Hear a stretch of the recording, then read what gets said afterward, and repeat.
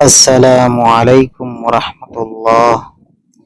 তিনটি পাপ, এমন পাপ আছে যে পাপগুলা করলে আপনি তাহাজ্জুদের সময় দোয়া করলে আপনার দোয়া কবুল হবে না। আমরা অনেকেই আছি, দোয়া করি আল্লাহর কাছে, আল্লাহ আমাকে এইটা দাও ওইটা দাও, বৎসরের পর বছর দোয়া করে কিন্তু দোয়া কবুল হয় না। আমি নিজেই বুঝতেছি যে আমার দোয়া তো কবুল হচ্ছে না। আমি আল্লাহর কাছে এটা চাচ্ছি কিন্তু আমি পাচ্ছি না। আল্লাহ তো আমার দোয়া কবুল করতেছে না। এখানেই তো আপনার মনে প্রশ্ন জাগে যে আমার দোয়া কেন কবুল হয় না। এর সবচেয়ে বড় কারণ হলো আপনি ওই তিন পাপ কাজের সাথে আপনি জড়িত আছেন। এমনকি যদি ওই পাপ কাজের সাথে আপনি জড়িত থাকেন, তাহাজ্জুদের নামাজ পড়েও দোয়া করলে আপনার দোয়া কবুল হবে না। আল্লাহু আকবার। তো আসেন জেনে নেই আমরা সেই তিন পাপ কাজ নিয়ে বিস্তারিত আলোচনা করি। প্রথমেই যে বিষয়টি আলোচনা করব সেটি হলো হাদিস শরীফের মধ্যে আসছে, এক হাদিসের মধ্যে আছে যে আল্লাহ রসুল সাল্লাল্লাহু আলাইহি ওয়াসাল্লাম ফরমান, রাত্রে ঘুম থেকে উঠে ভালো করে অজু করে তাহাজ্জুদের নামাজ পড়ে যদি আল্লাহর কাছে দোয়া করা হয় তাহলে আল্লাহ সাথে সাথে দোয়া কবুল করে নেয়। এক হাদিস। দুই নম্বর আরেকটি হাদিস বলবো, সেই হাদিসটি হলো রাত্রে, সারা রাত্রের মধ্যে এমন একটা সময় আছে এই সময়ের মধ্যে আল্লাহ পাকের কাছে দোয়া করলে আল্লাহ পাক সাথে সাথে সেই দোয়া কবুল করে নেয়। সুবহানাল্লাহ। তিন নম্বর হাদিস হলো, আপনি কোনো মানুষ যদি ভালোভাবে ওযু করে তসবিহ তাহলিল পড়তে পড়তে পড়তে পড়তে ঘুমিয়ে যায় এবং রাত্রের অর্ধেক যাওয়ার পরে হঠাৎ তার ঘুম ভঙ্গ হয়ে যায়, ওযু করে ঘুমাবে, তসবিহ পড়তে পড়তে সে ঘুমায় এবং অর্ধেক রাত 4, 5, 6 ঘন্টা ঘুমানোর পর তার ঘুম ভঙ্গ হয়ে গেছে, ঘুম ভেঙে গেছে। ভেঙ্গের সাথে সাথে, ভাঙ্গার সাথে সাথে যদি এই দোয়াটি পড়ে পরে যদি আল্লাহর কাছে কোনো কিছু চাই, আল্লাহ তাআলার সাথে সাথে দোয়া কবুল করে নেয়। কি সেই দোয়াটি, যে দোয়াটি পরে আল্লাহর কাছে চাইতে হবে, সেই দোয়াটি আমি বলতেছি, আপনারা মুখস্থ করে নিতে পারেন। সেই দোয়াটি হলো, লা ইলাহা ইল্লাল্লাহু ওয়াহদাহু লা শারীকা লাহু লাহুল মুলকু ওয়া লাহুল হামদু ওয়া হুয়া আলা কুল্লি শাইইন কাদির সুবহানাল্লাহি ওয়াল হামদুলিল্লাহ ওয়া লা ইলাহা ইল্লাল্লাহু ওয়াল্লাহু আকবার।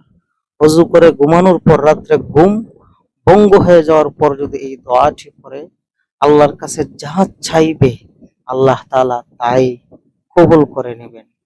এখন যে হাদিসটি বলবো, এই হাদিসটি হলো আজকের আলোচ্য বিষয়। সেই হাদিসটি হলো, রসুল আকরাম সাল্লাল্লাহু আলাইহি ওয়াসাল্লাম ফরমান, রাত্রিতে আল্লাহ পাক রব্বুল আলামিন প্রথম আসমানের মধ্যে আসেন, ওনার সমস্ত রহমতের দরজা খোলা থাকেন। আল্লাহ ঢাক দেন, আল্লাহ আমি মুস্তাগফিরিন ফাগফির লাহু, আসুনি তোমাদের মধ্য থেকে কেউ যে আমি আল্লাহর কাছে ক্ষমা চাইবা, আমি আল্লাহ তোমাদেরকে ক্ষমা করে দিব, যদি চাও তো ক্ষমা করে দেব। এরপরে আল্লাহ বলেন, আল্লাহ আমি মুস্তারজিকিন ফাউরুজুক লাহু, আসুনি কোনো রিজিক চানেওয়ালা, আমি, তুমি রিজিক চাইবা, আমি আল্লাহ তোমাকে সাথে সাথে রিজিক দিয়ে দিব। এই হাদিসের শেষাংশের মধ্যে বসা আছে, বলা আছে যে বান্দা আল্লাহ পাক যখন রাত্রের 1/3 পর প্রথম আসমানে আসে তখন বান্দা যা চায় আল্লাহ তা দিয়ে দেয়। কিন্তু 3 শ্রেণীর লোক, এই হাদিসের মধ্যে 2 শ্রেণী রয়েছে, আর আমি আরেক হাদিস থেকে আরেক শ্রেণীর লোকের কথা বলতেছি। মূলত 3 শ্রেণী। কি? 1 নম্বর, মুশরিক, যে ব্যক্তি আল্লাহর কাছে শিরিক করে, আল্লাহর কাছে শরিক করে, আল্লাহর নিকট অংশীদার করে, মূর্তি পূজা করে, এগুলা বিভিন্ন ধরনের গো পূজা করে, এগুলা যে যারা পূজা করে এদেরকে মুশরিক বলা হয়। আল্লাহ পাক এই মুশরিকদের দোয়া কখনো কবুল হয় না। এই হলো গেল এক মুশরিক। ২ নম্বর হলো মুশাহিন, অর্থাৎ যে হিংসা বিদ্বেষ পোষণকারী, অন্য মানুষের প্রতি হিংসা রাখে, আল্লাহ পাক ওই হিংসুকের দোয়া আল্লাহ পাক কবুল করেন না। ৩ নম্বর হলো যেগুলা মানুষ বেশি বেশি হারাম কাজে লিপ্ত থাকে, আল্লাহ পাক তাদের দোয়াও কবুল করেন না। হারাম কাজ, শুধু হারাম কাজ নয়, হারাম কাজ সমস্ত পাপ কাজ অর্থাৎ কবিরা গুনার কাজগুলা যারা করে আল্লাহ পাক তাদের দোয়া কবুল করেন না। যেমন আমি যদি আপনাদেরকে উদাহরণ দেই, যেমন জিনা করা, ব্যভিচার করা, অহংকার করা, আপনার কাউকের উপর তহমত দেওয়া, মদ্যপান করা, জিনা ব্যভিচার করা। জিনা বলতে কি বোঝায়? চোখের জিনা, অন্তরের জিনা, সবগুলাকে জিনা বোঝায়। আল্লাহ রসুল সাল্লাল্লাহু আলাইহি ওয়াসাল্লাম বলেন, মানুষ যখন জিনা করে তখন ইমানটা তার মাথা থেকে বাইর হয়ে, তার শরীর থেকে বাইর হয়ে মাথার আধ হাত উপরে চলে যায়। আল্লাহু আকবার। এই জন্য যারা জিনা ব্যভিচার হারাম কাজে সব সময় লিপ্ত থাকে, হারাম ভক্ষণ করে, আল্লাহ পাক তাদের দোয়াও কবুল করে না। আমার ভিডিও শুনে হয়তো আপনি বুঝতে পারছেন, আপনি হয়তো আল্লাহর কাছে সব সময় দোয়া করেন, কিন্তু আপনি বুঝতেছেন আপনার দোয়া কবুল হয় না। না হওয়ার কারণ হলো আপনি ওই পাপ কাজগুলোর মধ্যে জড়িত আছেন।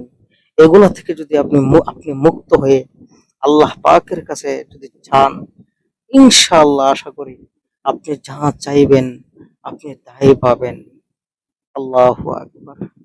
তো আসেন, এতক্ষণ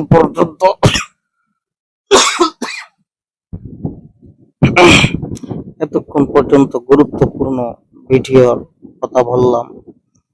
যদি ভিডিওটি ভালো লেগে থাকে তাহলে কমেন্ট বক্সের মধ্যে আমিন লিখে যাবেন এবং ভিডিওর মধ্যে একটি লাইক দিবেন এবং চ্যানেলটিকে সাবস্ক্রাইব করে